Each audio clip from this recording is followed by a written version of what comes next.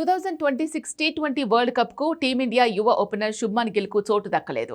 Asia cup 2025 నుంచి గిల్ ను opener గా కొనసాగించినా వచ్చిన అవకాశాలు సద్వినియోగం చేసుకోవడంలో గిల్ విఫలమయ్యాడు. ఫామ్ లేక ఇబ్బంది పడుతున్న గిల్ పై సెలెక్టర్లు కఠిన నిర్ణయం తీసుకుని జట్టు నుంచి తప్పించారు.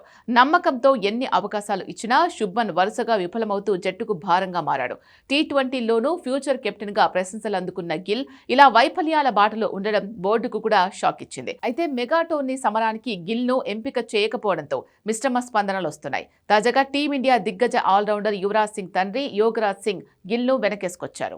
4-5 ఇన్నింగ్స్ లో విఫలమైనంత మాత్రాన శుభ్మన్ గిల్ ను జట్టు నుంచి తొలగించకూడదని యోగరాజ్ సింగ్ అన్నారు. 2026 టీ20 ప్రపంచ కప్ కోసం భారత జట్టు నుంచి శుభ్మన్ గిల్ ను తొలగించడంపై ఈ భారత మాజీ క్రికెటర్ ఇండియన్ సెలెక్టర్స్ పై విమర్శలు గుప్పించారు.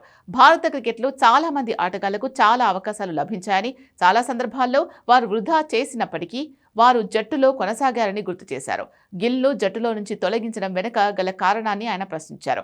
ఒకవేళ వరుసగా 4 మ్యాచ్ల్లో విఫలమైతే అభిషేక్ శర్మను జట్టులో నుంచి తొలగిస్తారా అని సెలెక్టర్లను సూటిగా ప్రశ్నించారు. గిల్ ను తప్పించడం తొందరపాటు నిర్ణయంగా యోగరాజ్ చెప్పుకొచ్చారు. ఇదిలా ఉంటే ఆసియా కప్ నుంచి గమనిస్తే గిల్ ఒక్కసారి కూడా హాఫ్ సెంచరీ మార్క్ అందుకోలేకపోయారు.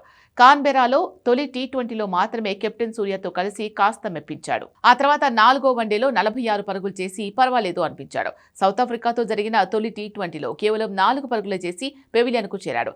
అడపాదడపా ఇన్నింగ్స్లు తప్పితే గిల్ పెద్దగా రాణించడం లేదు.